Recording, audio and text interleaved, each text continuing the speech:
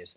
In today's video, I'll show you how you can insert your own texture and then apply it on the different types of all the different portions of your architectural drawings. So let's say I have this folder on my desktop which is regarding textures.